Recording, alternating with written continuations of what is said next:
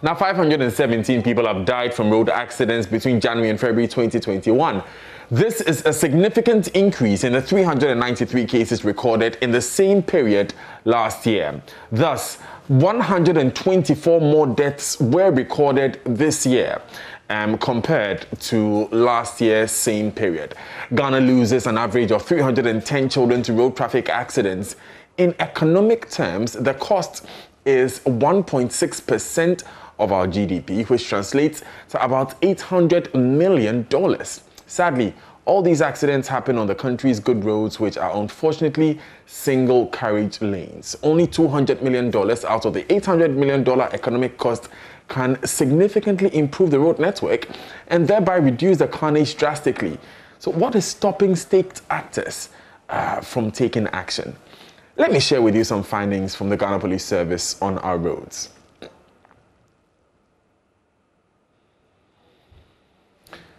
So that's how we have it. 517 persons killed between January and February 2021.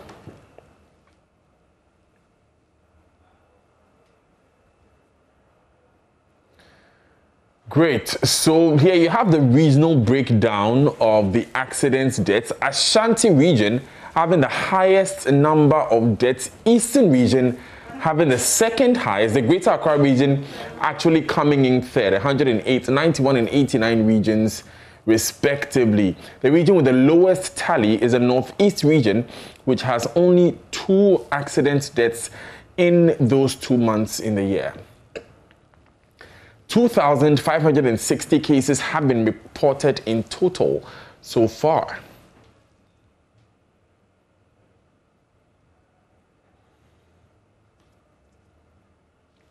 (1,581) of those 2,560 cases were involving commercial vehicles, and 974 involved motorcycles. So that gives us a picture of the breakdown of that number. There you have it, 2,766 pedestrians have been knocked down. Very unfortunate statistic here to find that 2,766 people have been knocked down. Okay, here's another breakdown from year on year. Now, what we've done here is that we have compared January and February accident statistics over the past 5 years. So 2015, we had 1,802 accidents reported. In 2020, we had 2,589. So it's the number, as you can see, has been steadily increasing since 2017. There was a spike in the year 2016, but it's been steadily growing up since it dropped to 1,823 in 2017. Now, in 2021, we've already recorded some major accidents. There was a Bupe Tamale accident. A truck ran over a student in Mankesim. There was the Achim Asafo accident, the Accra Tema motorway accident, the Bolga Navrongo accident, and the Chichere accident. Remember, we got this from the Ghana Police Service.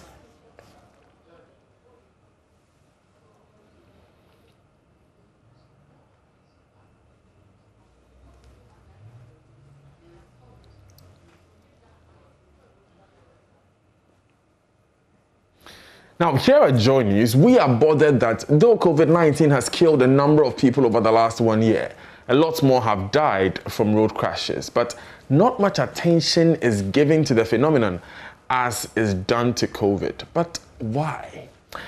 Just yesterday, 8 people passed at Sola Tuna Kalba, just outside Sola. 3 out of the 8 corpses from the accident involving a Sprinter bus included a 7-year-old girl.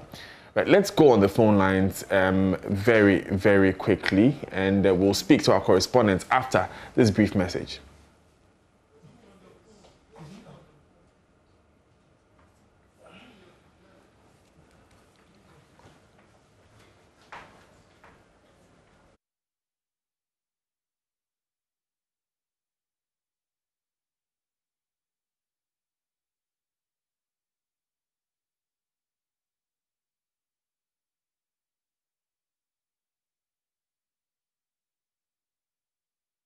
For that break, we have been joined on the line by the Member of Parliament for Daklu, his ranking member on the Roads and Highways Committee of Parliament, Kwame Agboja.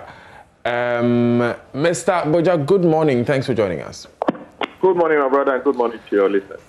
So, the road accident carnage takes 2,000 lives every year from Ghana, but it looks like not much attention is being paid to it. Why do you think this is the case?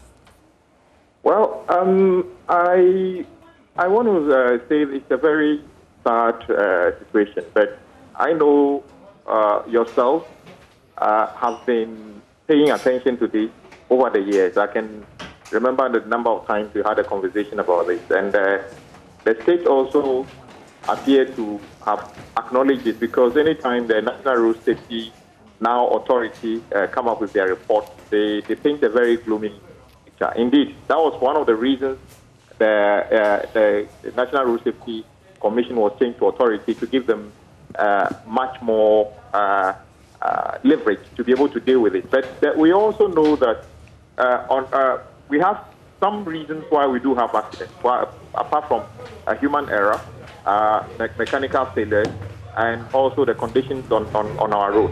You are right by giving us an account of, unfortunately, a very significant accident within the last 3 months, which makes it difficult to understand why we have already clocked over 500 in the first quarter of this year, which is quite a scary one. It is difficult to tell how you deal with this without dealing with the fundamental issues with driver competence, issues with the conditions on our road, and issues with our ability to be a bit restrained when we are driving on our road. Obviously, if you ask the MCTD, the few of the high-profile accidents are human error, overtaking at the wrong time, overspeeding, and all those things, which are obviously avoidable. So maybe we need to intensify our efforts in terms of training and retraining, especially commercial drivers, and to be able to deal with it. Secondly, if you check the budget of the National Road Safety Authority, and I was arguing this on the floor of Parliament, why we are going to put more taxes on petrol, and we are not going to use the money to improve the road condition and road safety. I made this point 3 days ago, and I even suggested that 20 pesos that they want to add to the part of the fuel cost, 5 pesos should go to National Road Safety Authority, because we made them authority without giving them the necessary tools to be able to carry out the education and other things. So I think the ball is in the court of the government. Even if it's a driver error, it's the job of the government to make the necessary laws to make sure all drivers, especially commercial drivers, do the right thing on the road to keep the road safe. Now, Mr. Agboja, we know that road accidents have been taking at the average of 2,000 lives from this country every year for the past 10 years. It looks like it's a challenge that has been here for decades, and it will be difficult for us to pinpoint a specific administration that has changed this statistic in any way. However, I want us to zero in on the construction of roads and the fact that the presence of dual lane roads on our major highways could have made a difference. For instance, in this accident at Sola Tuna Kalba, where a chop box fell in front of this guy, he had to drive off the road and veer out of the road and crash into the bush. If it was a dual lane highway, he could have carefully just driven around it. Is this not the case? Well, it's not exactly the case. Assumption, theory is that when you have a good road, you would have drivers listening, or we all feel that the road is good. You are not going to fall into a pothole and break the tire catastrophically and other things. But check the records on the motorway. We do have some of the horrific accidents on Accra Motor, which is a dual carry. So it is not entirely correct to say that once the roads are good, people will do the right thing. I mean, if you are even driving on the if you are driving on the Accra motorway, you will notice trucks who are driving sometimes 40 kilometers per hour are in the inner lane, and then maybe somebody drives all the way feeling, oh, it is a clear road, and then just realize that the speed of the vehicle ahead of you is much slower than yours. So yes, it is good that we should improve the conditions of our road, but that would not solve the problem if driver error is not addressed, especially in the era where we have problems with National Road Safety Authority not having the necessary resources to carry out education, NCCD, checking drivers and other things, we would not be able to address this thing even if we were to improve the conditions of the on the road. Mr. Agboja, I hear you, but we also know that there are spots in this country which are statistically known to have the most accidents, majority of which are head-on collisions. The highway from Kumasi to Tamale passing through Kintampo is one of these spots. The highway from Takoradi to Accra, passing through places like Dompoase and what have you, are some of these spots. In most of these cases, there are head-on collisions which happen in sharp curves. Of course, drivers must be more responsible, but at the core of the problem is an engineering issue. Is that not the case? Yes, you are very right. In some cases, the alignment of the road and the condition of the road are contributory factors. That is without any argument. But is it possible we could address those specific areas? Yes, it did come up in Parliament a couple of times, and we did suggest that certain portions of certain highways, the alignment should be looked at again, and also other interventions should be placed there. Maybe the road furniture and signage, and maybe regular patrols in those particular areas may also be able to help. But we are not going to be able to, in the short to medium term, dualize all the major roads in this country to address that. That is why I'm saying that it's good if we can do that on some of the major roads. But looking at our finances, I doubt if we will be able to dualize all the major roads within the shortest possible time to reduce that. But driver error is mainly the cause of road carnage in our country. And we address that, we might significantly reduce the prevalence of accidents on our roads. We appreciate your candidness, Mr. Agboja. I just want to get an emphasis on a point you raised earlier, that you proposed on the floor of Parliament that 5 pesewas from the 20 pesewa levy that is being charged by government should be given to the National Road Safety Commission Authority. That is your position, Mr. Agboja? Yeah, that is my position. Because if you take money off drivers, I think it's just fair that they must be able to, because drivers are the ones buying the fuel. If you take money off them, I think put some of that money into something to improve their lot. And I feel if we can put, and I propose, in all about 30% is going to be taken. My brother, we are struggling to find money to build roads in this country. That is to improve the physical condition of the road. That's the road fund generated about 1.8 billion last year. We probably need about 5 billion to be able to do a good job on our roads. So if you're going to add money, they take money off drivers. I thought if maybe by 10% to improve the national road safety, the road fund, so that they can build more roads, and also give 5% to the National Road Safety Authority to be able to carry out their mandate. And to say that we are taking all that money to do sanitation, where we know management and monitoring of sanitation contracts in this country has always been a problem. Who is going to be able to monitor and find out how many markets have been fumigated? I have big problem with this fumigation that have been carried out already because nobody monitored it, whether they are actually doing whatever is supposed to be done. So I think they are going to create a lot of money and create a lot more corruption in terms of all these sanitation things in something. And I can support that. And I said I will vote against that. I'll vote against today, tomorrow, and all the time because it's not a solution. It is not a solution. There are more ways of targeting people who litter the state in every country. Do that. Don't just do the easy one by taxing everybody. Take the money from this one and go to the other. Right. I can support it. Right. Kwame Governance Agboja, thank you very much for joining us this morning. He's ranking member on the Roads and Highways Committee of Parliament. Now, just yesterday, like I was saying earlier, 8 people died on the Sola Tuna Kalba Road. 3 out of the 8 corpses from the accident involving a Sprinter bus included a 7-year-old girl have been identified, with some released to family. Now, another victim, a female footballer, name withheld, who is said to be the breadwinner of her family, was also identified. This is how bad the situation on our roads are. Let's speak with our Savannah Regional correspondent, Isaac Nonya, for some updates.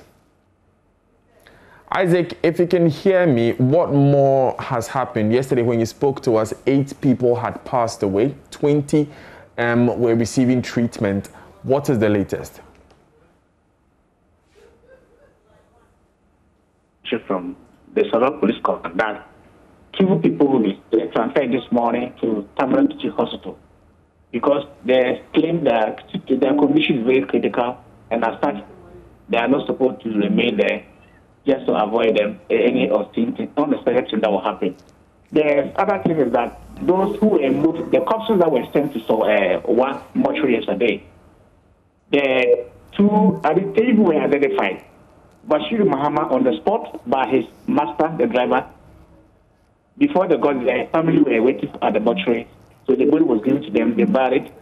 The other 2, the footballer and then that little girl, we are told a police officer identified the footballer, and the little girl was identified by another, a woman who came around. So the little girl was taken away, but the footballer, they are still finding a way to get the family informed. That is why the name has not been given out for now. Right. Tell us about the police and what they've been telling us. The police said they are very skeptical about the information they received from the driver, Muhammad Sakara, because if what he told them has to do with a chop box that fell off from the Samnon car that overtook it. What happened that they did not even see traces? There are no traces of the chop box, either by the road or by the roadside. Or you can't also tell the color of the Sanyon bar that overtook you. Neither was he able to tell them about the number. You just get information that a car overtook you and a chop box fell down and your tire burst. So, but I'll ask the police, but what about those witnesses in the car? And they claim that, well, they are the people that rely on for now. But in that situation, there's no way they can caution them. They are waiting to see what will happen. And as well, the driver of the sprinter bus is also on a mission. But we are told he is not as critical as the other passenger. Okay. So when he's out, then the police will be able to tell us what happened exactly. Because they will be corroborating other stories from the passengers and the driver. So, I mean, if they doubt what the driver is telling them, do they have a working theory of their own? Do they have their version of events? What do they say happened if they doubt what the driver Their version is that because the thing happened in the outskirts of the town, Solar Town, they did not have anybody, there was not any immediate findings to authenticate what the driver told them or otherwise. So they are only casting their hope on doubt and to hear from the passengers, the witnesses that, look, this was what happened. There was no car that overtook our car. There was no any chop bus that we ran into, but it was a tire burst or so. Then they were able to rely on the 2 and then make out something out of the case that received from the driver. But Isaac, give me a moment. Let's explore this for just a second. Was there a chop box found at the scene? The police said there was no chop box found on the scene. Neither were there broken pieces of chop box. That is what they said, the doubt the statement of the driver. What about this Sanyong? Did someone see a Sanyong vehicle? The Sanyong vehicle at the first place is coming from the driver. Nobody is staying anytime by Sanyong. So the passengers who are the witnesses now and on our mission, they will be able to tell the police because they will give the angle of the accident. Then the police will find out whether there was any Sanyong like that or there were any trouble that fell from the Sanyong. Isaac, thank you very much for bringing us those updates. Very important ones there.